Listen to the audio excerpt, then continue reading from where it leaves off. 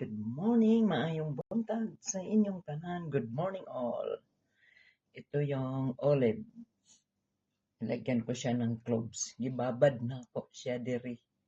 Dugay na ako niya sa gibabad. Pero mauni akong buhaton kada adlaw before pa ko magligo. Ito yung ginagawa ko before pa ko maligo. Ito, olive at saka cloves.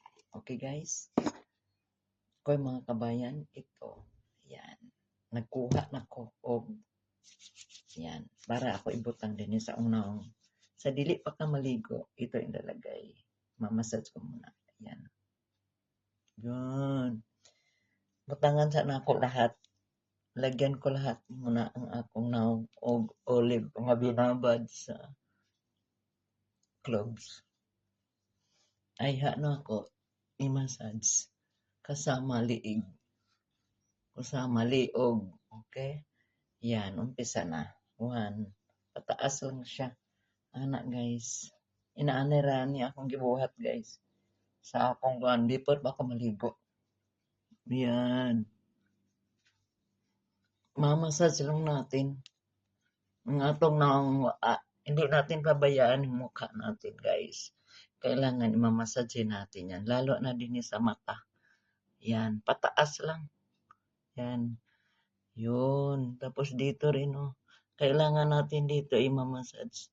Tsaka yung kilay. Yung kilay na yan, original yan na wala na isulat sa bulpin. Yan. Ganyan lang mga kabayan. Kailangan natin imamassage. Huwag natin babayaan yung mukha. Hindi natin i-massage.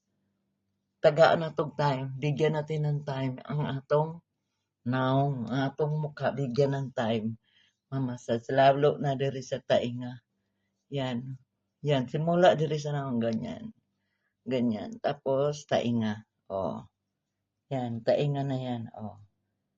Yan. Massage yan.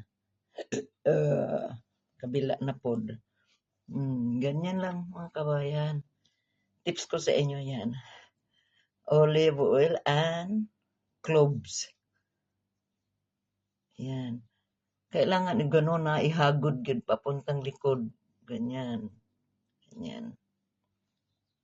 Tapos ito naman sa leeg. Yan.